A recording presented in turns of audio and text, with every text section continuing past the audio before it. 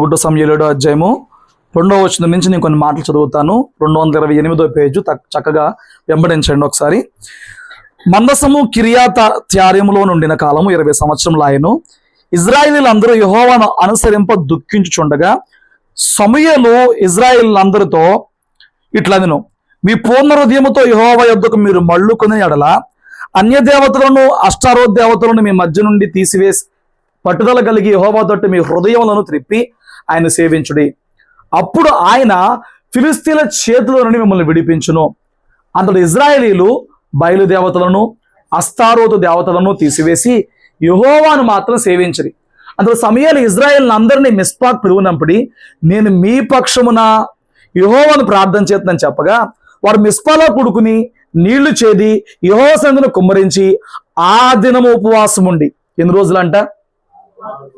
ఒకరోజే, ఆ దినం ఉపవాసం ఉండి యెహోవా దృష్టికి మేము పాపాత్మలను ఒప్పుకొనిది. మిస్పాలో సమూయేలు ఇజ్రాయేలీలకు న్యాయం తీర్చువచ్చును. ఇజ్రాయేలు మిస్పాలో కూడి ఉన్నారని ఫిలిష్తీయులు విన్నప్పుడు ఫిలిష్తీయుల సర్దారులు ఇజ్రాయేల్ మీదకు వచ్చిరి. ఈ సంగతి ఇజ్రాయేలీలు విని ఫిలిష్తీయులకు భయపడి మన దేవుడైన యెహోవా ఫిలిష్తీయుల చేతుల నుండి మనం రక్షించినట్లుగా మా కొరకు ఆయన్ను ప్రార్థన చేయడం మానవద్దని సమూయేలు వద్ద మనవి చేసిరి.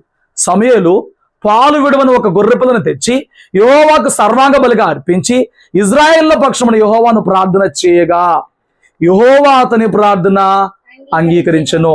సమూయేలు దహనబలి అర్పించుచుండగా ఫిలిష్తీయులు యుద్ధము చేయటకే ఇజ్రాయేల్ మీదకు వచ్చిరి. అయితే యెహోవా దినమున ఫిలిష్తీయుల మీద మెండుగా ఉరుములు ఉరిమించి వారిని తారుమారు చేయగా వారి ఇజ్రాయేలుల చేత ఓడిపోయిరి. ఇజ్రాయేల్ మిస్పాలో నుండి బయలుదేరి బేత్కార్ వరకు ఫిలిష్తీయులను తరిమి హతము చేసిరి. అప్పుడు సమూయేలు ఒక రాయి తీసి మిస్పాకును షేనుకును మధ్యనాన్ని నిలిపి ఇంతవరకు యెహోవా మనకు సహాయం చేస్తుందని చెప్పి దానికి ఎబెనేజరు అని పేరు పెట్టెను. ఆమేన్. ఎబెనేజరు. మనం ఎప్పుడు పాట పాడినప్పుడు, ఆరాధన పాట ప్రేమించదనే పాట పాడినప్పుడు ఎబెనేజరే అసలు దాని అర్థం ఏంటి? ఇంతవరకు. చూడండి, ఈ మాట ఎందుకు వచ్చింది? దీని వెనుక ఏం జరిగింది? ఇజ్రాయేలు అప్పుడు దాకా యెహోవాను సరిగా సేవించక, మందసాన్ని పట్టించుకోక వాళ్ళు ఇష్టానుసారంగా ప్రవర్తిస్తున్నప్పుడు ఏమండి వారి మీదకి దేవుడు ఫిలిష్తీయులను రేపాడు. ఫిలిష్తీయుల యొక్క ప్రభావం వారి మీద అధికంగా ఉన్న దినములలో వారికి న్యాయాధిపతిగా సమూయేలు ఉన్నాడు. యాజకుడిగా కానీ, న్యాయాధిపతిగా కానీ, ప్రవక్తగా కానీ ఉన్నవాడు సమూయేలు. వాళ్ళు యెహోవాను అనుసరించాలని దుఃఖపడుతున్నప్పుడు సమూయేలు అన్నాడు, దేవుణ్ణి అనుసరించడం అంటే కేవలం అనుసరించడం కాదు, మీ హృదయాలను మొదట తిప్పుకోండి. భక్తిలో మొట్టమొదట దేవుడు చూసేది, దేవుడు కోరేది, మార్పు రావాల్సింది హృదయమే. పాపకేంద్రమైన హృదయమే, భక్తికి మూలమైన హృదయమే. దానిని ఈ 21 రోజులలో నువ్వెలా ఉంచుకున్నావు, దాన్ని బట్టే మొత్తం జరిగిద్ది కార్యాలన్నీ.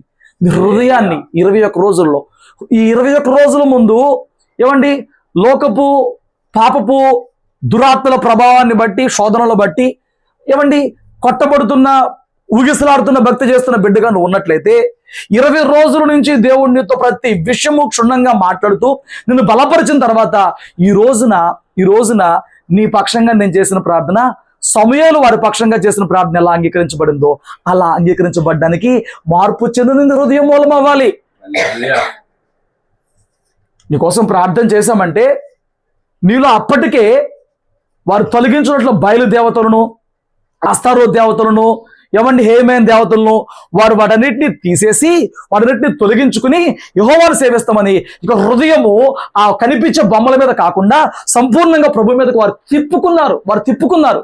వారందరినీ మిస్పాలో ఆయన కూడబెట్టి వారితో ఒక రోజు ఉపవాసం చేయించాడు.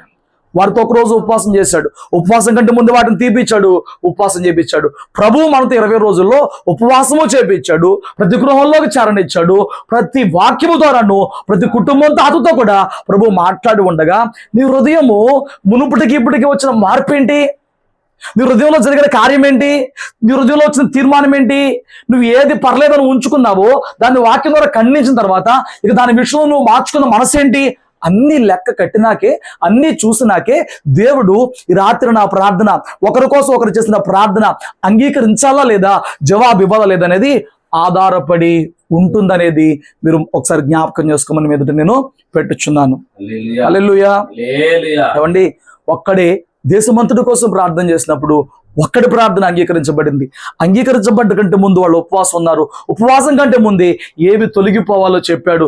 21 రోజుల తర్వాత కూడా ఇంతగా దేవుడు నేను బ్రతికించి కృప చూపి కాపాడి ఉపవాసాలు పెట్టి ఈ 21వ రాత్రి ఇంతగా నేను గద్దిస్తున్నా, ఈ రాత్రికి నీ హృదయము వేటి నుంచి తొలగాల వాటి నుంచి తొలగకుండా, ఎవరి వైపు త్రిప్పాలో వైపు త్రిప్పకుండా నువ్వు అట్లాగే ఉండిపోయినట్లయితే నీ ఉపవాసాలన్నీ, ఆచార సంబంధమైన ఉపవాసాలన్నీ చెప్పుకుంటానికే తప్ప ఎటువంటి మేలుకి అర్హమైనవి కాకుండా మిగిలిపోతే దాని విషయమే నిజమైన విచారం నేను వ్యక్తం చేస్తున్నాను. ఉదయకాలమే లేచాం, ప్రార్థన చేసాం. ప్రతి ఒక్కరూ మీలో ప్రార్థన చేశారు. ఒకళ్ళు వదిలేస్తే ఇంకాసేపు ఆ గంట సమయం పెట్టుకుని నిడివి దాటి కూడా చేసేలాగా ఉన్నారు. Very good. కొందరు అరగంటనే చేస్తున్నారు. Very good. ఉదయాన్నే లేనోళ్ళు లెగుస్తున్నారు. Very good. నువ్వు నన్ను సంతోషపడతానిక ఆ ప్రార్థన మూలంగా, ఆ ప్రార్థన చేయడం మూలంగా, నీ దినచర్యలో వచ్చిన మార్పు మూలంగా, నీ ఆత్మీయతలో వచ్చిన మార్పు మూలంగా ఈ రాత్రి నీ గురించి అడగంగానే దేవుడు నేను ఆ బిడ్డను జోక్యం చేసుకుంటున్నానని జవాబు చెప్పగలిగేలాగా నీకు ఆ ప్రార్థన దేవుని దృష్టిలో పడేలాగా మార్చబడిందా? ఏంటండి, ఉదయమే 5 లేసి ప్రార్థన చేస్తే మామూలు విషయమా? ఈ రోజులో పెద్ద టాస్క్. వెనకటి రోజులో పెద్ద విషయం కాదు, కానీ ఈ రోజుల్లో ఉదయం 5 లేపి వీళ్ళతో ప్రార్థనలు జరిగింది అని అంటే పెద్ద టాస్క్. ఇది అంత పెద్ద టాస్క్ జరిగింది. అది మనుషులు ఏకీభిస్తున్నారు, మనుషులు ఉంటున్నారు, నేను ఉండాలనే తపనేనా? ఇది దేవుని చేత ఏర్పరచబడి ఈ ప్రార్థన నా ఆత్మీయ జీవితాన్ని మారుస్తే దేవుని చేత నా జీవితంలోకి తెచ్చిద్దని చెప్పని నిజమైన ఆకాంక్షతో నువ్వు చేసావా? నిజమైన అపేక్షతో నువ్వు చేసావా? నీ హృదయాన్ని దేవుడు చూస్తున్నాడు, నీ ప్రార్థన దేవుడు చూస్తున్నాడు, జవాబు దేవుడు ఇస్తున్నాడు. ఎలా చేసావో ఈ రాత్రి పరీక్షించుకో. ఇంకొక 21 రోజులు దీన్ని కొనసాగిస్తాం, ఇంకొక 21 రోజులు దీన్ని కొనసాగిస్తాం. మార్పు చెంది అనుదినము నువ్వు ఆ ప్రార్థనలు ఏకీపించు. ఎందుకంటే ఆ తర్వాత నాకు మళ్ళీ 40 రోజులు వస్తాయి. దీన్ని ఎక్కడి నుంచో 21 రోజులు కొనసాగిస్తున్నావు. నువ్వు ప్రార్థన ఎలా చేస్తావో ఇప్పటికన్నా మార్పు చెందిన హృదయంతో ప్రార్థించి. వాళ్ళండి అలా కూడుకున్నప్పుడు అప్పటికే వాళ్ళ మీద ప్రభావం చూపిస్తున్న ఆ ఫిలిస్తీన్లు దుష్టులు మరలా యుద్ధానికి వచ్చారండి. వాళ్ళందరూ మరలా యుద్ధానికి వచ్చారు. యుద్ధానికి వచ్చినప్పుడు భయపడిపోయారండి. భయపడిపోయి వచ్చి అంటారు సమూయేలుతో, నువ్వు మా కోసం ప్రార్థన చేయడం మానొద్దే, నువ్వు మా కోసం ప్రార్థన చేయవని అడుగుతారండి. నేను అంటున్నాను, ఉపవాసం ఉన్న తర్వాత నువ్వు భయపడే ప్రతి పరిస్థితిని కూడా దేవుడు తొలగించేవాడుగా అన్నాడు. ఉపవాసంలోని శక్తిని అనుభవిస్తే ఉపవాసాలండి వాళ్ళు ఎవరైనా ఆతృతగా ఆసక్తిగా చేస్తారండి. ఉపవాసాలను రుచి చూసిన వాళ్ళండి ఉపవాసాలు కోరుకుంటారండి, ఉపవాసాలు వెంబడిస్తారండి. ఏమండి, ఉపవాసాల కొరకు కనిపెడుతూ ఉంటారండి. కానీ నేను దేవుడు చెప్పినప్పుడే మొదలెడతాను. నువ్వు అడిగావనో, నువ్వు ప్రయాసపడ్డావనో, నువ్వు నన్ను 10 సార్లు పలకరించావనో ఈ కోట నాకు లేదు. నాకు దైవికంగా వచ్చిన ఆ క్రమం ఎప్పుడైతే దొరికిద్దో ఆ క్రమంలోనే మన ఉపవాసాలు ఏర్పాటు చేయబడతాయి. అవి అలా అవునాయో కాదో మీరే సాక్ష్యం చెప్పేస్తారు. అవి దేవుని చేత నడిపించబడుతున్నాయో, ఏర్పాటు చేయబడినాయో కాదో, దాని వెనుక జరిగేది ఏంటో, జరుగుతుంది ఏంటో మీరే సాక్ష్యం చెప్పేస్తారు.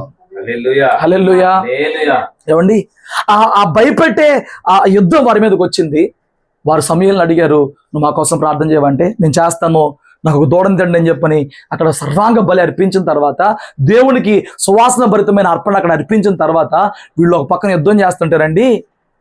ఇప్పుడు దాకా వీళ్ళ బలం చాక భయపడిపోయారే, ఇప్పుడు దాకా వీళ్ళ బలము చాలక కృంగిపోయారే, ఇప్పుడు దాకా వీళ్ళ బలము చాలక ఐదారిపడ్డారే. ఇప్పుడు వారు అర్పించిన అర్పణ, ఉన్న ఉపవాసము దేవుడు ఆ సమస్యలో జోక్యం చేసుకునేలాగా జరిగిందండి. మొన్న చర్చిలో తుఫాన్ వచ్చినప్పుడు కూర్చుంటే ఒక్కడనే ఉంటా కదా, పాపం నన్ను ప్రేమించే వాళ్ళు ఫోన్ చేసి అంటారు, బాబు ఒక్కడవే చర్చిలో ఎందుకు బాబు, వెళ్ళిపోవచ్చుగా ఇంటికి. ఇంకొకళ్ళు అంటారు, ఎవరైనా తోడు పడుకోబెట్టుకోవచ్చుగా. తోడు పడుకోబెట్టుకుంటే వాన ఆగిద్దా, ఇంటికి వెళ్తే వాన ఆగిద్దా? ఆ చర్చిలోనే నాకు ప్రశాంతంగా ఉంటుంది కదా, ఇంకా ప్రార్థన చేసుకుంటానికి చేస్తా ఉంటే అటు పక్కన డబ్బా అని చెప్పని పడిందండి పిడుగు ఒకటి. అది పడితే ఎంత భయం ఏదో తెలుసా, దగ్గరలో పడితే.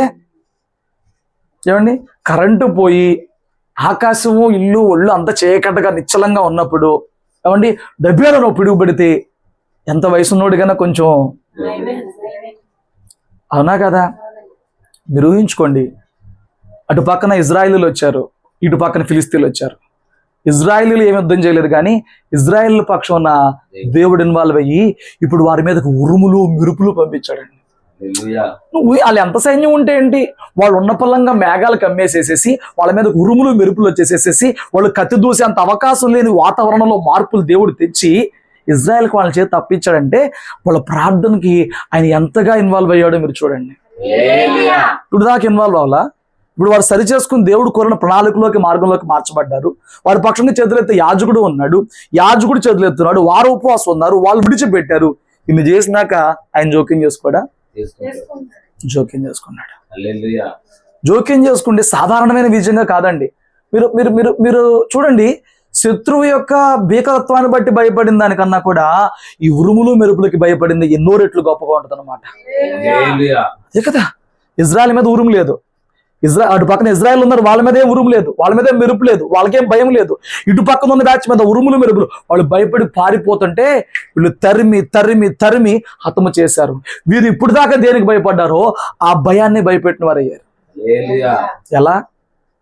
ఒక్కరోజు ఉపవాసం ఉన్నారు, సేవకుడు చెప్పిన మాట విన్నారు, సేవకుడు వారి వైపు చేతులు వారి కోసం చేతులు ఎత్తిన వాడిగా ఉన్నాడు. ఉపవాస ప్రార్థనని నువ్వు ఎలా తీసుకుంటున్నావో నాకు తెలియదులే, కానీ ఉపవాస ప్రార్థన నిజముగా సరైన రీతిలో చేసినప్పుడు నిజముగా ఊహించని కార్యాలు మన జీవితాల్లో కూడా జరిగిస్తుంది. హల్లెలూయా. ఏమండి, ఈరోజు సాయివెన్లో వచ్చారు, వాళ్ళతో నేను ఫోన్లో మాట్లాడాను ఒక రోజు. అంటారు, మేము నువ్వు రూమ్ తీసుకుని బయటకు వస్తాను అప్పుడు వస్తాం, అప్పుడు దాకా రాం అన్నారు.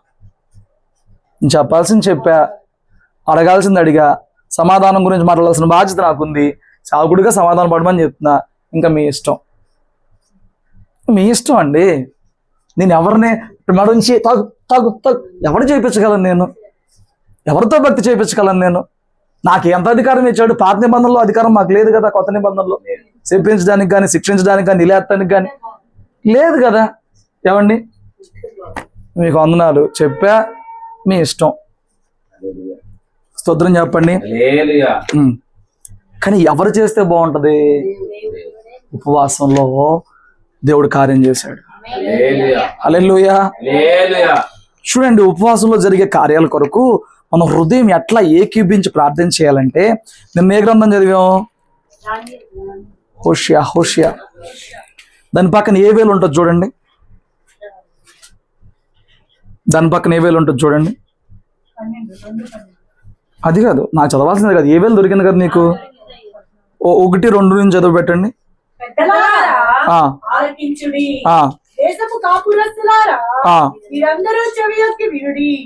ఇలాంటి సంగతులు మీ దినములలో గాని మీ పితరుల దినములలో గాని జరిగినదా? ఈ సంగతి మీ బిడ్డలకు తెలియజేయుడి. వారు తమ బిడ్డలకును ఆ బిడ్డలు రాబో తరము వారికి తెలియజేయుదురు. గొంగలి పురుగులు విడిచిన దానిని మిడతలు తినివేసి ఉన్నవి, మిడతలు విడిచిన దానిని పసల పురుగులు తినివేసి ఉన్నవి, పసల పురుగులు విడిచిన దానిని చీడ పురుగులు తినివేసి ఉన్నవి. మత్తులారా మేలుకొని కన్నీరు విడుగుడి, ద్రాక్షారస పానము చేయువారులారా రోదనము చేయుడి. ఇప్పుడు చూడండి, పైన ఏం జరుగుతుందంట దేశంలో. ఆ రోజున దేశంలో పరిస్థితి ఏంటి? వాళ్ళు పంటలు వేసుకుంటే వాళ్ళ జీవనాధారం పంటలే కాబట్టి వారి పంటల్లో గొంగళ పురుగులు వచ్చి గొంగళ పురుగులు తినేసినాయి. గొంగళ పురుగు తినగా కొంత మిగిలితే మిడతలు వచ్చి దాన్ని తినేసినాయి, మిడతలు తినగా వదిలేసినాయి, పసర పురుగులు వచ్చి తినేసినాయి, పసర పురుగులు తినేసినాయి, చెడ పురుగులు తినేసినాయి. ఇంకేమన్నా ఉందా మిగిలితే? అక్కడ ఏమన్నా ఉందా? ఈ రోజున నీలో సరైన ప్రార్థన భక్తి లేనప్పుడు, నీలో సరైన ఆత్మీయత లేనప్పుడు సాతాను పాపం నిమిత్తం శోధిస్తాడు, లోకం నిందలతో శోధించిద్ది, ఆరోగ్యం శోధిస్తుంది. ఏమండి, అన్నీ ఒకదాని తర్వాత ఒకటి. ఇక ఎందుకు బతకాలి అన్నంత స్థితి. ఒకదాని తర్వాత ఒకటి, ఒకదాని తర్వాత ఒకటి, ఒకదాని తర్వాత ఒకటి, ఒకదాని తర్వాత ఒకటి ఒకేసారి ముక్కుపొడిగా వచ్చి పడిపోతా ఉంటాయి. ఏమండి, కొన్నిసార్లు అది పరీక్ష అవ్వచ్చు, కొన్నిసార్లు అది సాతాను ప్రభావం అవ్వచ్చు. ఒకేసారి ఒక్కసారి ఒకటైతే వెళ్తాం, ఒకేసారి అన్నీ అయితే ఎట్లాకి వెళ్తామండి? కానీ దరిద్రన్నీ ఒకేసారి వస్తాయి. అప్పుడు ఏం చేయాలి నువ్వు? అప్పుడే చేయరు ప్రార్థన. మరి అదే కదా, అప్పుడే చేయరు ప్రార్థన. ఇన్ని వస్తున్నప్పుడు ప్రభువా ఇన్ని నా జీవితంలోకి ఎందుకు వస్తున్నాయి, ఓర్చుకోమంటావా, ఏదైనా ఒప్పుకోవాల్సి ఉందంట. అసలు దేవుడి మీద ఎప్పుడు ఆధారపడ్డరు. ఇప్పుడు ఈ దేశంలో ఇక్కడ అన్నాడు చూడు, ఈ పెద్దలారా మీరు గుర్తుపెట్టుకోండి, పిల్లలకి చెప్పండి, పిల్లలకి చెప్పండి, ఇలాంటి పరిస్థితి దేశంలో ఎక్కడ దాపురిచ్చిద్దా. ఒక చీడ వచ్చింది, దాని అనుమానం మరొకటి వచ్చింది, దాని 4 వచ్చినాయి, ఇంకా వాళ్ళకి పంట ఏముంటుందండి. అక్కడ కింద అన్నాడు మొత్తులారా మేలుకుని కన్నీరు విడవండి. ఏమైపోయిందారంట వాళ్ళంతా మొత్తులు. దేవుడు నీకు ఈ రోజు చేసిన మేలును బట్టి, ఈ రోజు నీకు ఇచ్చిన సుఖాన్ని బట్టి, సౌఖ్యాన్ని బట్టి మత్తు, ఏదో ఒక మత్తు, ఒక్కొక్క మత్తు. ఏమండి వయసులో ఉన్న వాళ్ళకేమో ఏమండి పురుషులకి స్త్రీలు అంటే మత్తు, స్త్రీలకు పురుషులు అంటే మత్తు, లేకపోతే ఏమండి కొందరు డబ్బు అంటే మత్తు, కొందరికి ఆటలు అంటే మత్తు, కొందరికి ఫోన్లు అంటే మత్తు, ఏదో ఒక మత్తులో ఉండిపోయారు. దేవుని వాక్యం పిలుస్తుంది మత్తులారా మేలుకుని కన్నీరు విడవండి. మేలుకుని కన్నీరు వినవండి. చూడండి ఇక్కడ ఒక మాట చెప్తాడు ఇంకొక చోట, 17వ వచనం, 1వ అధ్యాయం 17వ వచనం. విత్తనము మంటి మేడల క్రింద కుళ్ళిపోవచ్చున్నది, పైరు మాడిపోయినందున ధాన్యపు కొట్లు కొట్టివాయెను. విత్తనం జల్లుతుంటేనంట అది మంటి పెడ్డల కింద కుళ్ళిపోతుంది. విత్తనం విత్తినప్పుడు ఒక పంట పోయింది, సరే మళ్ళీ దున్నాం, మళ్ళీ విత్తనం వేసాం, ఇప్పుడు విత్తనం ఏమైపోయింది, కుళ్ళిపోయింది. పైరేమో మాడిపోయింది, ధాన్యపు కొట్లేమో. మరి వాళ్ళ బతుకు ఏమైపోవాలండి? నీకు అర్థమైందా? పోయిన సంవత్సరం సంఘానికి ఎంతో విశ్వాసం నేర్పించాం, భక్తి నేర్పించాం, సరే ఏదో శ్రమలతో వీటితో వీళ్ళు దాన్ని పోగొట్టుకున్నారని ఈ సంవత్సరము వాక్యం విత్తాం, అది హృదయంలో పడి కుళ్ళిపోతే ఏంటంటే ఉపయోగం? వాక్యం అనే విత్తం నీ హృదయంలో పడ్డాక అది కుళ్ళిపోతూ ఉంటే నీలో పైరు ఎక్కడుంటుంది, నీలో ఫలం ఎక్కడుంటుంది, నీలో ఆ దేవుని జీవం ఎక్కడుంటుంది? అదంటే మంటి పండుల కింద కుళ్ళిపోతుందంట. ఉన్న కాస్త విశ్వాసం ఆత్మీయత పైన చడుపురుగులు అయ్యని తినిపడేస్తే మళ్ళీ విత్తేదేమవుతుంది, కుళ్ళైపోతుందంట. నువ్వేమి నిలబడి దేవుని కోసం ఏం చేయగలవు ఇట్లాంటి పరిస్థితుల్లో? నువ్వేమి నిలబడి ఏం సాధించగలవు ఇలాంటి పరిస్థితుల్లో? దేవుణ్ణి కలిగి ఉన్న వాక్యం, ఉన్న విశ్వాసం, ఉన్న ఆత్మీయత మొత్తం ఎండిపోతే, మొత్తం వట్టి అయిపోతే, మొత్తం కుళ్ళిపోతే ఏం సాధించగలవు? అందుకే దేవుడు 2వ అధ్యాయంలో 15వ వచనంలో అంటాడు ఇలాగా, సియోనులో బాకా ఊదండి, ఉపవాస దినము ప్రతిష్ఠించుడి, ప్రతిదినము నియమించి ప్రకటన చేయుడి, జనులను సమకూర్చుడి, సమాజ కూటము ప్రతిష్ఠించుడి, పెద్దలను పిలువనంపించుడి, చిన్నవారిని స్తన్యపానము చేయు బిడ్డలను, స్తన్యపానం అంటే పాలు తాగే చిన్న బిడ్డలను తోడుకొని రండి. పెండ్లి కుమారుడు అంతఃపురములో నుండి, పెండ్లి కుమార్తె గదిలో నుండి రావాలి. చూసారా, ఇలాంటి పరిస్థితులు ఉంటున్నప్పుడు దేవుడు సేవకుల ద్వారా పిలిపిస్తాడు. ఇలాంటి పరిస్థితులు ఉన్నప్పుడు నువ్వు వినగలిగితే నీకే పిలిపిస్తాడు, నువ్వు వినలేనప్పుడు సేవకుల ద్వారా పిలిపిస్తాడు. ఏమని పిలిపిస్తున్నాడు? బాకా ఊది ఉపవాస దినం ప్రతిష్ఠించు.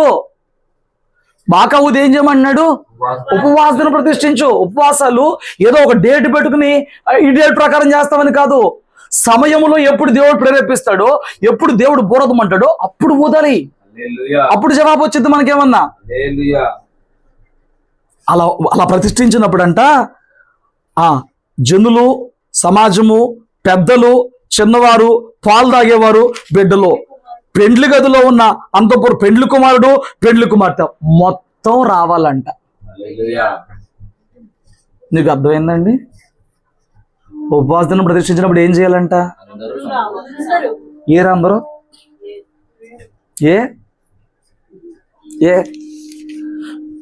నీకు ఊదుతున్న బోర వెనుక ఉన్న ఆపద తెలీదా? అదే వెనకటి రోజుల్లో కావలి కాయవారిని పెట్టుకునేవాళ్ళు. వాళ్ళు పట్టణాన్ని కావలి కాసే విధానం ఏంటంటే, పట్టణం చుట్టూ ప్రహారీ ఉంటుంది, పట్టణం చుట్టూ కోట ఉంటుంది, పురం ఉంటుంది. వాళ్ళు పైన దొంగలు వస్తున్నారేమో, బందిపోట్లు వస్తున్నారేమో అని చెప్పని మెలకువగలి కాపలా కాస్తూ ఉండేవాళ్ళు. వాళ్ళు కాపలా కాస్తున్నప్పుడు వాళ్ళ చేతిలో బోర ఉంటుంది. ఆ బోర ఊదినప్పుడు వీళ్ళు లెగిసి రెడీగా ఉండాలి. ఇప్పుడు బాకానాదం ఊదారు ఉపవాసం, ఉపవాసంలో దుష్టునితో పోరాటం. మరి బాకానాదం విని కూడా రానోడేమైపోవాలి? నేను అందుకే చెప్తున్నా, సంఘంలో ఏర్పరిచే ప్రతి కూడిక దైవిక నియమంతోనే వెళ్తున్నాం మనం. ఏదో కాస్త ఎక్కువ పెట్టేసుకుని కాస్త బయట నుంచి 10 మంది సేవకులను పిలిపించుకుని అబ్బో మాకేదో ఫుల్ బిజీ జరిగేది అక్కర్లా. నెలలో 4 ఆదివారాలైనా జరగని, దైవ క్రమంగా జరగని. నెలలో జరిగే 10 కోటలైనా దైవ క్రమంలో జరగని. కానీ ఆ నియమించిన నియమాల్లో ఎవడెవడు రావాలంట? పెండ్లి కుమారుడు కూడా వచ్చి కూర్చోవాలంట. అంతఃపురంలో పిలవని చెప్పాడా? పిలవమన్నాడా? విలాప వాక్యాలు 1:4 చూడండి ఏమంటున్నాడు. విలాప వాక్యాలు 1:4 ఇర్మియా పక్కన ఉంటది. నియామక కూటాలకి ఎవరు రావట్లేదు కనుక ఎందుకు ప్రలాపం వస్తుందంట? ఎందుకు వస్తుందంట? నియామక కూటాలు పెట్టినప్పుడు రావట్లేదు. నియామక కూటాలు పెట్టినప్పుడు, బోరూదినప్పుడు, ప్రతిష్ఠించినప్పుడు వచ్చేకి పెంచట్లేదు. అప్పుడు ఎలా తప్పిద్దండి వచ్చేది ఉపద్రవం? ఎలా తప్పిద్దండి ఆపద? మీకు అర్థమైందా? నేను చెప్తున్నాను, ఈసారి ఎవరు మేము దైవ చిత్తానికి లోబడుతున్నామని చెప్పని అంటారో వాళ్ళు ప్రతి కుడుకులో కనిపించేవారిగా ఉండాలి. ఒక్క ఆదివారం అన్నా రీజన్లెస్ గా మానేస్తే నేను వచ్చి నెలకోవటం పెట్టిన ఆ నెలలో ఒక్క ఆదివారం అన్న రీజన్లెస్ గా, సరైన కారణం లేకుండా ఒక్క ఆదివారం అన్న మానేసిన, నియామక కోటాలకి సరైన కారణం లేకుండా తప్పించుకున్నా, నేను ఇంక పట్టించుకోను. ఏమండి, ఎంత ప్రయాసపడుతున్నప్పుడు సేవకుడికి ఇక్కడున్న కూటం అన్నప్పుడు మీరు సహకరించడం వలన అది మీకే కదా మేలు జరిగేది. ఇప్పుడు ఏవేళ ప్రవక్త ద్వారా చెప్తున్నాడు, అరే దేశం ఎట్ట అయిపోయింది, నువ్వు సీఎంలో బాకవ్వదు, అందరినీ పిలువ అంటున్నాడు. పిలుస్తున్నావు, ఏకీపించకపోతే నియామక కూటాలు రాకపోతే సియోన్ మార్గాలు ప్రలాపిస్తుంది అంట. ఆ కుడికిలో పాల్గొనందుకే పట్టణాలు పాడైపోయి మార్గాలు పాడైపోయి ఏడుస్తా కూర్చున్నారంట. ఎంతవరకు వాక్యం అర్థమవుతుందండి? ఆశీర్వాద పండగ, అభిషేక పండగ, ఏమండి ఇలాంటి పేర్లు పెడితే నిండిపోతున్నారు. ఎక్కడి నుంచి వస్తాయండి? కూటమి పెడితే వచ్చేద్దా ఆశీర్వాదం పండగ అని చెప్పి? ఆశీర్వాదం వచ్చేది ఉపవాసాల్లో నువ్వు శుద్ధీకరించబడినప్పుడు, ఉపవాసాలలో నలగొట్టుకున్నప్పుడు, ఉపవాసాలతో దేవుని పదాలు పట్టుకున్నప్పుడే వచ్చేది ఆశీర్వాదం అన్నమాట. స్తోత్రం చెప్పు. ఆయన అందరినీ పిలిచి ప్రార్థన చేయమన్నాడు కదా. చూడండి ఏమైంది. ఏవేళ గ్రంథం తీసేయాలి అక్కడ 17వ వచనం. యెహోవాకు పరిచర్య చేయు యాజకులు మంటపమునకును బలిపీఠమునకు మధ్య నిలబడి కన్నీరు విడుచుచు, యెహోవా నీ జనుల యెడల జాలి చేసుకొని అన్యజనులు వారి మీద ప్రభుత్వం చేయునట్లు వారిని అవమానమునకు అప్పగింపకము. లేని యెడల అన్యజనులు వారి దేవుడు ఏమాయనని అందురు కదా అని వేడుకొనవలెను. ఏమండి, ఇప్పుడు ఇక్కడ సేవకులు వేడుకోవాలంటే అక్కడ జనులు వచ్చి ఉండాలి కండి. ఇప్పుడు కళ్ళ కనపడతంటే రోజు పేరు ఎత్తుతాం, ఎత్తి పెట్టి చేస్తాం. కళ్ళ కనపడకపోతే ఏం చేస్తాం? మన జయరామ్ గారు ఇంటికి వెళ్ళా, గురుమూర్తి గారు ఇంటికి వెళ్ళా, కింద వాళ్ళిద్దరు ఉన్నారు. ఒకళ్ళ పేరు పద్మ గుర్తుంది, ఇంకొక ఆవిడ నల్లగా ఉంది, అలా ఆయన పేరు శివ అని చెప్పింది గుర్తుంది. పేరు గుర్తుపెట్టుకున్నారే, పేరే గుర్తుపెట్టిన ప్రార్థన చేయట్లా అన్న. మీరు నాకు ఏమన్నా కనిపిస్తా ఉంటే పలానా వాళ్ళు నా దగ్గరకు వస్తున్నారు ప్రభు జ్ఞాపకం చేసుకోమంటాను. వాళ్ళు కనిపిస్తే మళ్ళీ 2-3 నెలలకు నేను మర్చిపోతాను, ఎంతమంది కలుగుతూ ఉంటాను, ఎడ గుర్తుపెట్టుకుంటాను?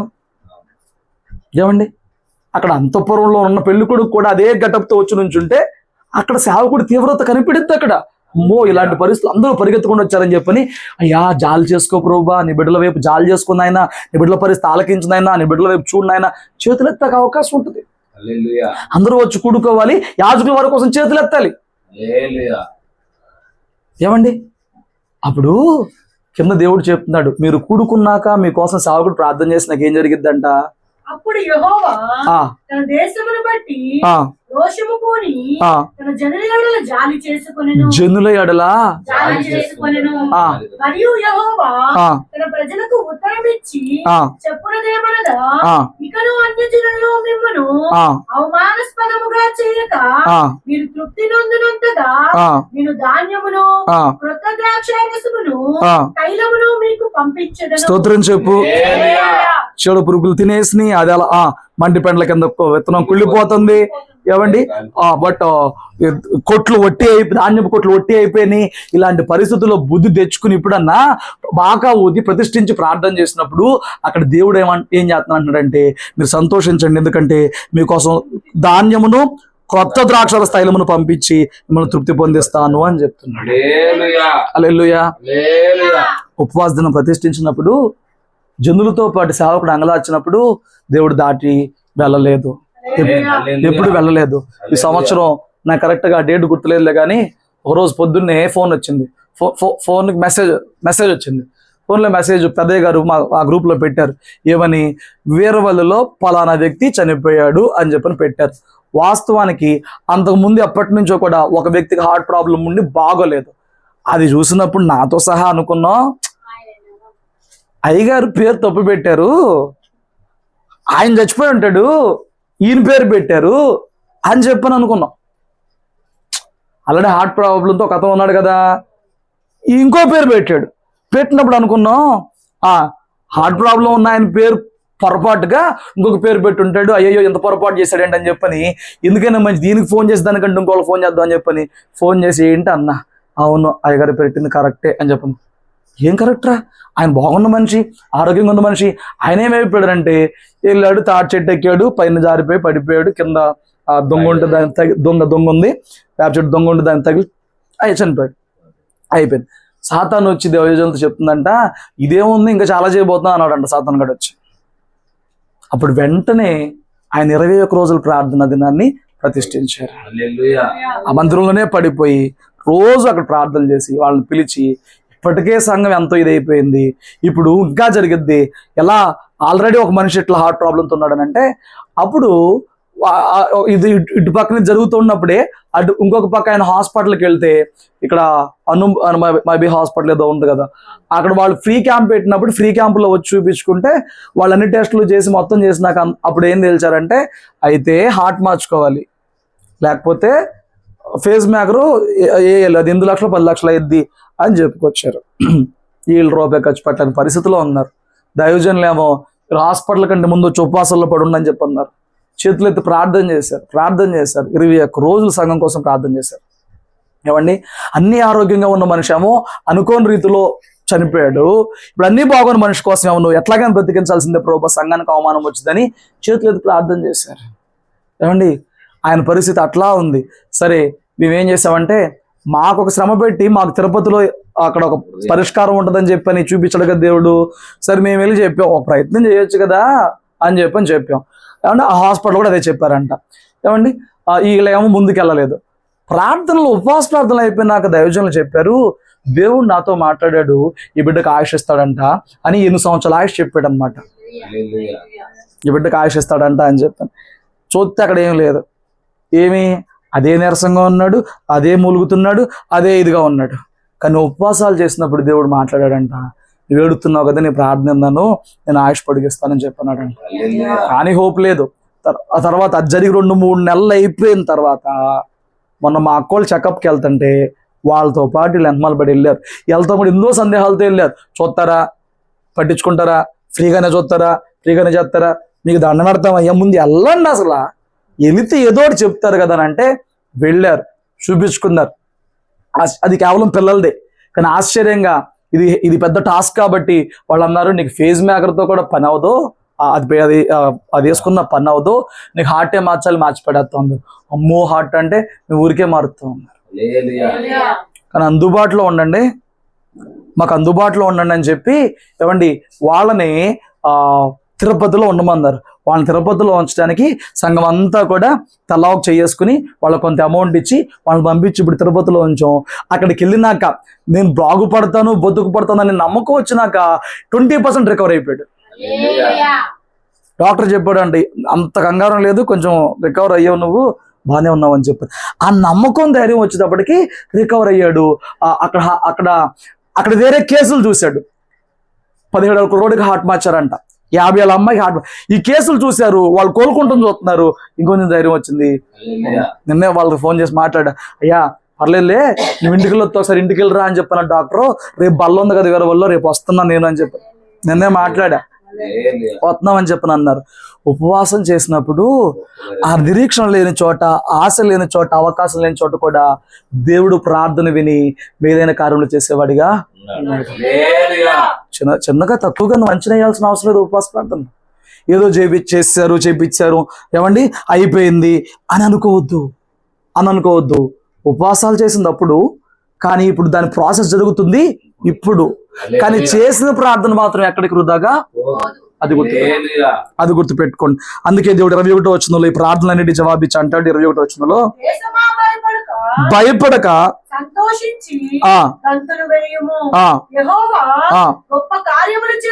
యెహోవా గొప్ప కార్యాలు. దానికంటే ముందు కూడుకొనుట, ప్రార్థించుట. కూడుకోవాలి, ప్రార్థించు. ఎవరు అంతఃపురంలో ఉన్న పెండ్లి కొడుకుతో సహా, పాలు గుడిచే చంటిబడితో సహా దేవుని సన్నిధిలో కూడుకోవాలండి. ఈ రోజున ఏ క్రిస్మస్ పండగకో, ఏ న్యూ ఇయర్ ఫస్ట్ కో ఏమండి, లేకపోతే ఏదైనా స్పెషల్ ప్రేయర్ కనబడిన జనం ఉపవాస ప్రార్థనలో కనబడరు. సాధారణ ఆదివారం కనబడే వాళ్ళు ఉపవాస ప్రార్థనలో కనబడరు. కానీ గుర్తుపెట్టుకో, ఉపవాస ప్రార్థన నీకు చాలా దీవెనగా మారింది. సంతోషించి గంతులు ఎందుకు వేయాలి? ఆయన గొప్ప కార్యాలు చేశాడు కాబట్టి, రాత్రి ఆయన చేయబోతున్నాడు కాబట్టి నువ్వు సంతోషంగా ఉన్నావు. దుఃఖముఖంగా ఉంటాం మానే. ఈ రోజు అవ్వలేదు, నీ కోసం నిత్యము నేను చేతులెత్తేది ఎత్తుతూనే ఉంటా. సంఘం కోసం ప్రార్థన జరిగేది జరుగుతానే ఉంటది.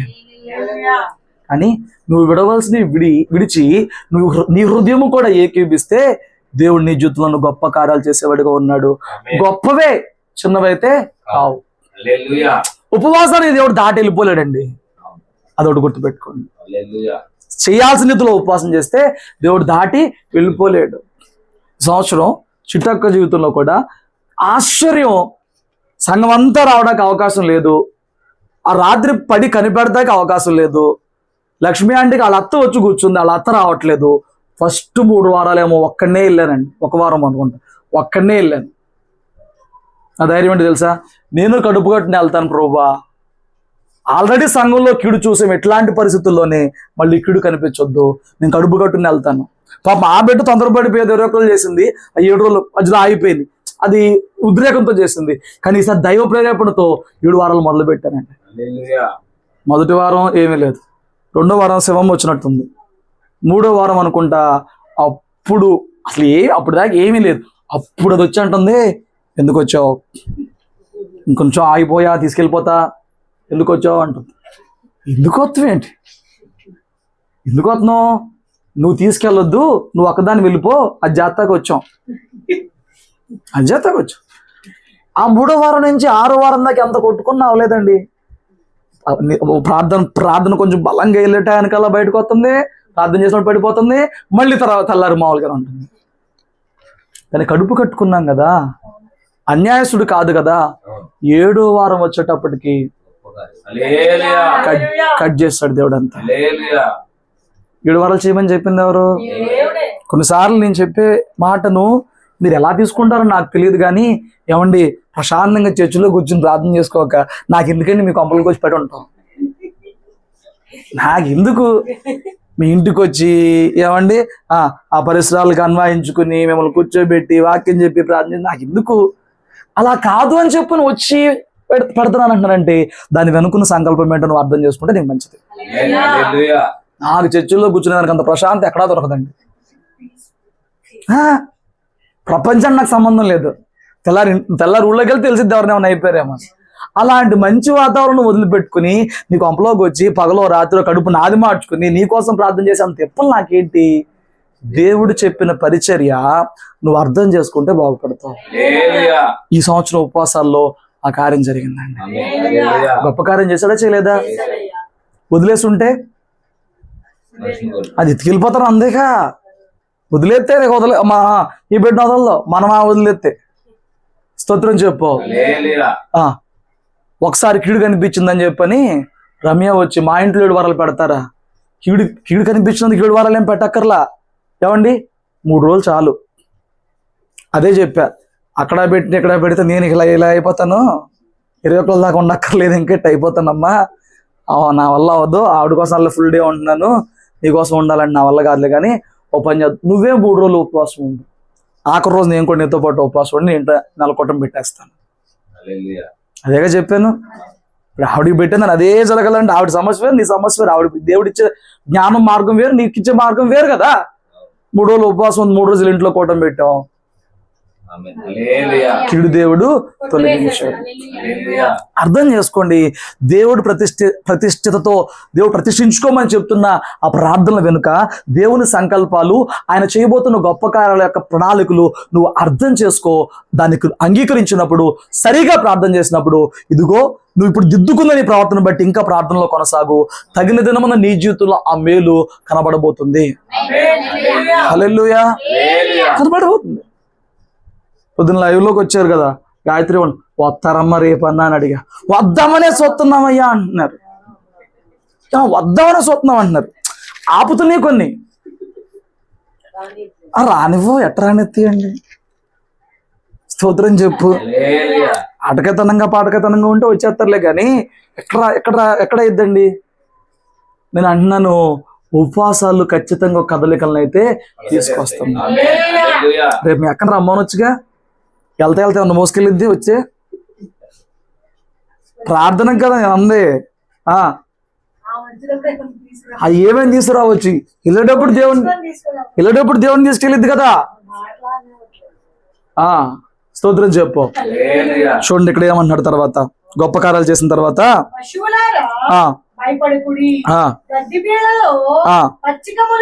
మొలిచిద్ది, ఫలిస్తాయి, అంజూరపు చెట్లను, ద్రాక్ష చెట్లు సమృద్ధిగా ఫలించును. సియోను జనులారా ఉత్సహించి మీ దేవుడైన యెహోవా యందు సంతోషించుడి. ఏం చేయాలండి? ఎందుకు? చదువు. నీతిని బట్టి ఆయన తొలకరి వర్షమును మీకు అనుగ్రహించును. వాన కురిపించి పూర్వమందు వలె తొలకరి వర్షమును కడవరి వర్షమును మీకు అనుగ్రహించును.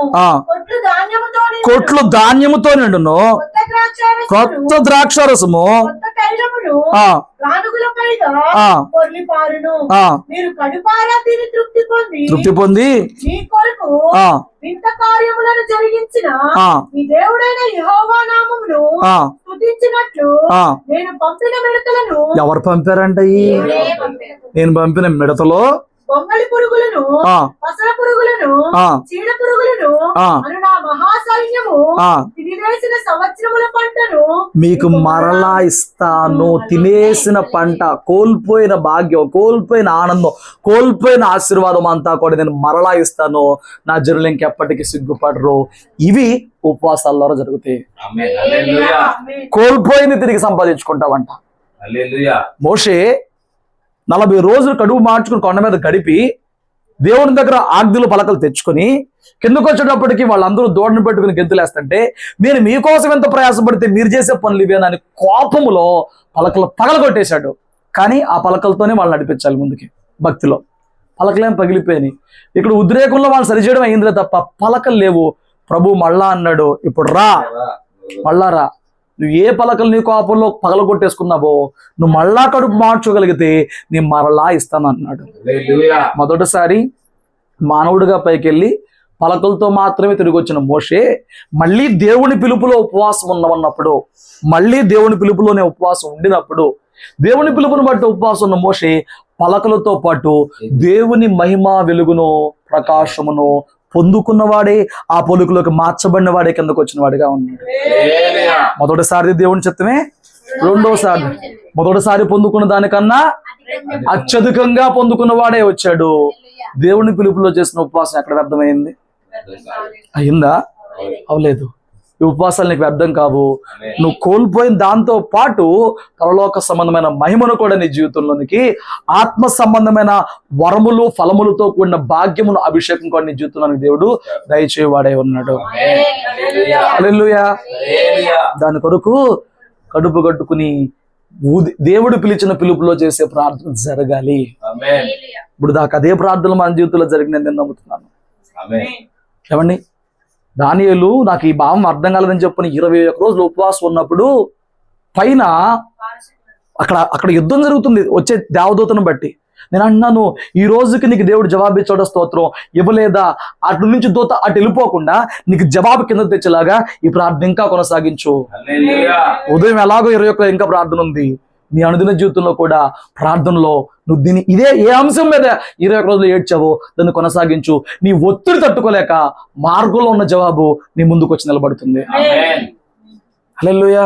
హల్లెలూయా. ఈ ఉపవాసాల్లో జరిగే కార్యాలు, హల్లెలూయా. ఈ ఉపవాసంలో దాగున్న ఆశీర్వాదాలు, ఆమేన్. ఈ ఉపవాసంలో దాగున్న మహిమ 21 రోజులను బట్టి సంఘము, కుటుంబాలు, ప్రతి ఆత్మ అనుభవించులాగిన దేవుడే ఇంకా ప్రతి ఒక్కరు అవిధేత సరిచేసి ఆయన మార్గంలో నడిపించి గంతులు వేసే సంతోషభరితమైన కార్యాలు మన జీవితంలోను సంఘంలోను జరిగించి మరొక ఉపవాసాల వరకు ఈ బలంతో దేవుడు మనల్ని నడిపించును గాక. ఆమేన్. ఆమేన్. అటు కృప కొరకే ప్రార్థన చేసుకుందాం. తల్ల వంచండి.